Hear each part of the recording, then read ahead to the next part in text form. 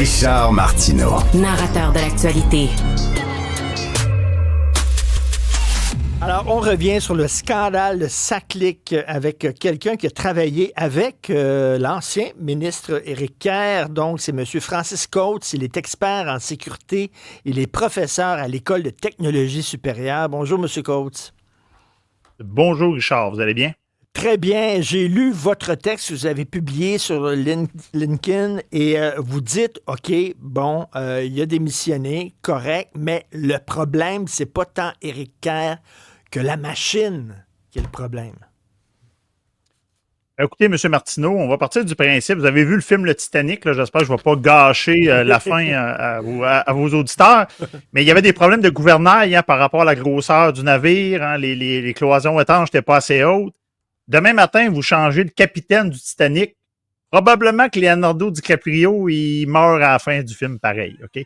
Donc, c'est un peu la même chose ici, là. C'est ça. Donc, bon, et vous dites que vous avez travaillé avec lui. Je parlais récemment, tantôt, il y a quelques minutes, avec Gaétan Barrette, qui a échangé avec Éric Kerr. Puis il disait c'est un homme hyper agréable, qui connaissait ses affaires, qui répondait toujours aux questions qu'on lui posait. Lui semblait dire, lui aussi, que c'était pas tant Éric Kerr le problème, que Éric Kerr, c'est peut-être l'arbre qui nous cache la forêt derrière.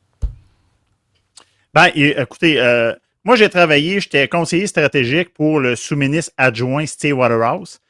Qui était, là, je vais prendre mes notes parce que c'est tout le temps compliqué à dire d'une traite, là, mais qui était sous-ministre adjoint à la sécurité de l'information gouvernementale et à la cybersécurité. Donc, lui relevait du sous-ministre Pierre Rodrigue, qui lui relevait de M. Kerr. Donc, je ne travaillais pas directement avec M. Kerr, mais j'ai eu à plusieurs occasions la chance de le rencontrer, discuter avec lui, déjeuner avec lui. Donc, je confirme ce que vous dites. Écoutez, M. Kerr, c'est une personne qui est très agréable, c'est une personne qui est très pragmatique, qui est très intelligente. Alors, dans le cas actuel, même s'il n'avait pas été mis au courant de la situation, ben, je crois que c'est quand même quelqu'un qui est assez intelligent pour voir qu'il y avait des choses qui se passaient là, au niveau de ce fiasco-là. Et la phrase de votre texte, les ministres passent, mais la machine, elle, reste.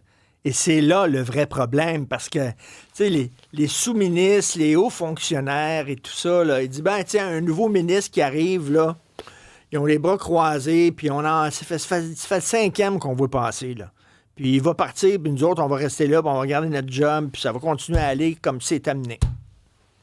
Ben, c'est un peu le même principe. Hein? Il y a une coupure entre le politique et le côté plus fonctionnaire gouvernemental.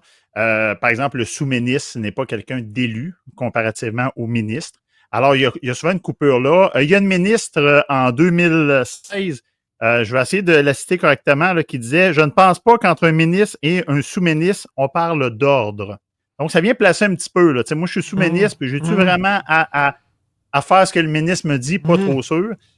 Moi, je me rappelle quand on est arrivé, moi et Steve Waterhouse, au MCN, on a eu un accueil incroyable des employés. Donc, au niveau des gens qui font le travail au MCN, je suis obligé de dire que c'est des employés exceptionnels, c'est vraiment des employés qui sont dévoués et on est loin de l'image du fonctionnaire là, standard, le fameux rond de cuir. Là. On est très loin de ça. Par contre, ça reste qu'il y a beaucoup de couches hiérarchiques et il y a certains gestionnaires qui, comme dans toute organisation, ont le petit fief, hein, puis il y a des égos surdimensionnés et il faut faire très attention. Moi-même, quand je suis arrivé, on m'a expliqué que là, faut faire attention. Hein? C'est des fonctionnaires, puis il y a certains gestionnaires qui ont des orientations. Il faut y aller tranquillement. D'où un peu mon analogie avec le Titanic. Là. Donc, souvent, j'ai l'impression que dans les projets gouvernementaux, c'est plus facile de tasser l'iceberg que de faire tourner le navire. Ah oui, ça tourne pas sur un dixaine, comme on dit. Et là, vous dites, penser qu'un seul homme est responsable, c'est faux. Il faut s'attaquer aux causes profondes. Mais quelles sont les causes profondes d'un tel dérapage? Il y en a quand même plusieurs, les causes profondes. Une des premières, c'est qu'au gouvernement du Québec en général, tout ministère confondu, il y a eu au cours des dernières années, là, on parle de plus de 10 ans, là, il y a eu un effritement de l'expertise. On en a parlé à un moment donné, je me demande même si c'est pas M. Poitier qui en a parlé sur vos ondes dernièrement, là, au niveau du MTQ, entre autres choses. À un moment donné, on a perdu les ingénieurs. Moi, je suis ingénieur. Et à un moment donné, ben, on a perdu l'expertise et c'est sûr que quand au privé, on paye 2 fois plus cher qu'au public, ben, on peut se ramasser avec des gens qui ont une volonté. Mais est-ce que je me ramasse avec les meilleurs? Le MCN, c'est un exemple typique parce que la plupart des meilleurs hackers au monde, les meilleurs pirates au monde, sont pas nécessairement des gens qui ont un doctorat et une maîtrise. Mais les grilles de salaire des fonctionnaires, si tu n'as pas de bac, tu n'as pas de maîtrise, tu n'as pas d'autres études, ben, tu topes assez vite dans l'échelle salariale. Et là, on se ramasse avec des gens qui gagneraient peut-être 250 275 000 $ au privé. On veut les offrir 72 000 là. Fait que, il y a un enjeu là-dessus.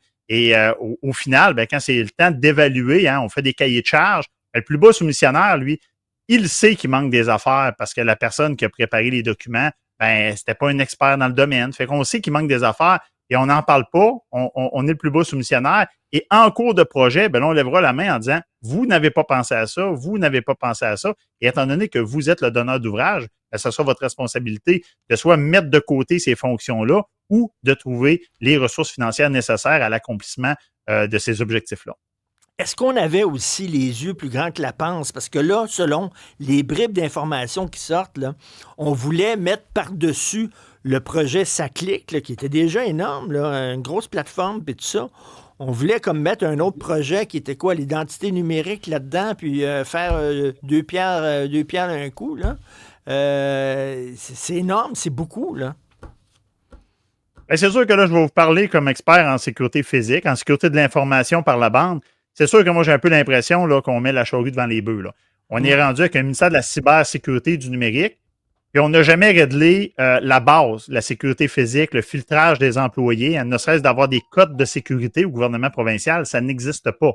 Donc, un employé qui accède à des documents, ça n'existe pas, les codes de sécurité. Ben voyons. Donc, on est en train de préparer un beau penthouse, puis là, on se casse la tête avec quel marbre qu'on va mettre au sol, mais le sous-sol est en train de s'effriter puis il prend l'eau. Donc, la culture de sécurité de base n'est même pas là.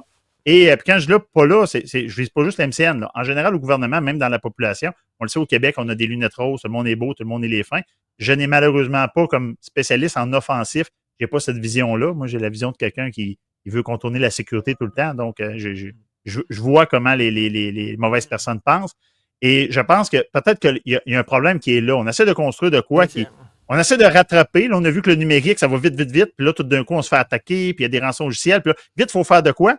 Mais c'est comme si la culture de sécurité en arrière, le développement d'expertise, puis tout ça, on ne l'a jamais fait. Et là, on essaie de rattraper le plus qu'on peut.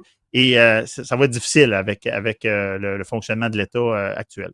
Vous parliez tantôt avec raison du manque d'expertise à l'interne parce que les meilleurs, bien sûr, vont travailler dans le privé.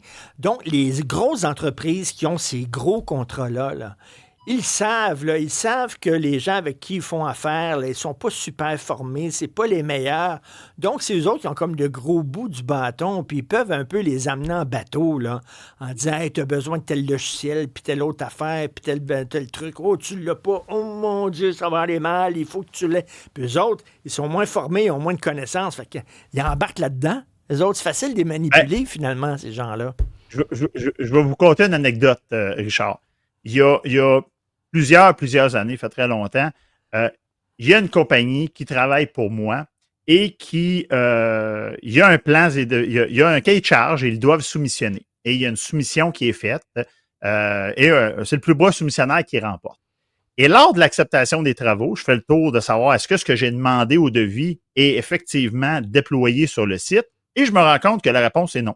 Donc, je rencontre le responsable des travaux, donc l'intégrateur, et je lui dis, il manque telle fonction sur le système électronique de contrôle d'accès. Et lui, de me répondre, oui, mais cette fonction-là, elle est impossible avec le produit que vous avez demandé. OK, mais si elle est impossible avec le produit que j'ai demandé, pourquoi vous avez soumissionné puis vous n'avez pas soulevé la problématique? Là, on ne parle pas d'un oubli, là. On parle vraiment il y a quelque chose qui ne se peut pas dans le devis. Donc, et la réponse qu'on m'a donnée, c'est une réponse qui me sciait les jambes à l'époque, ça a été, M. Coates, il n'y a jamais personne qui a fait l'acceptation des travaux. Il n'y a jamais personne qui vérifie si c'est conforme. OK? Et ça, on s'entend. Ce qu'il me disait là, c'est pas vrai. Là. Il y a plein de gens qui vérifient la conformité. Et comme quand j'enseigne à l'École de technologie supérieure, par exemple, vous demandez une caméra de sécurité de 3 mégapixels. Vous avez probablement des caméras de sécurité à Cube Radio, là. Vous demandez une caméra de 3 mégapixels. Moi, je dis toujours à mes étudiants, c'est qui les a comptés, les pixels, l'acceptation des travaux? ou vous vous êtes fié à une brochure. Moi, j'ai vu dans le passé une compagnie dire nous autres, on vend du 2 mégapixels. Et pour soumissionner dans un contrat, le contrat exige du 3, par exemple. Ben, c'est drôle, pendant la nuit, le PDF change et le nouveau PDF de la compagnie, le lendemain matin, il s'est rendu notre produit fait du 3 mégapixels. Donc, on arrive avec ça. Ça devient compliqué et il y a des très bonnes compagnies, mais les très bonnes compagnies, M. Martineau, elles chargent un prix en conséquence. Hein? Il y a un truc qu'on dit souvent des fois en ingénierie, là, là j'ai comme un petit blanc, mais on dit, imaginez-vous, si vous trouvez que ça coûte cher d'engager une compagnie qui connaît ça, imaginez-vous le coût d'engager une compagnie qui ne connaît pas ça. Et ça a un coût, effectivement. Ça fait qu'on se retrouve dépendant de ces gens-là. Moi, ça me fait penser quand je vais au garage avec mon auto, je connais rien en mécanique. Moi, le garagiste va me dire, c'est ton Galloper, pis ci, pis ça. Il me dit, OK, ça coûte combien? 350. Il m'a payé 350. Je connais rien en mécanique. Non. J'ai tout le temps l'impression de me faire fourrer quand je sors d'un garage, tout le temps. Et il va vous dire, M. Martineau, que votre Flagada pin est usée. Ça n'existe même pas, une Flagada pin. Puis il va mettre ça sur la facture, puis vous allez sortir votre carte chic. Ben, c'est ça. La Flagada pin, elle vient d'être changée, puis voilà, on est parti. C'est exactement ça. Et c'est comme ça qu'on se rend à 1,1 milliard.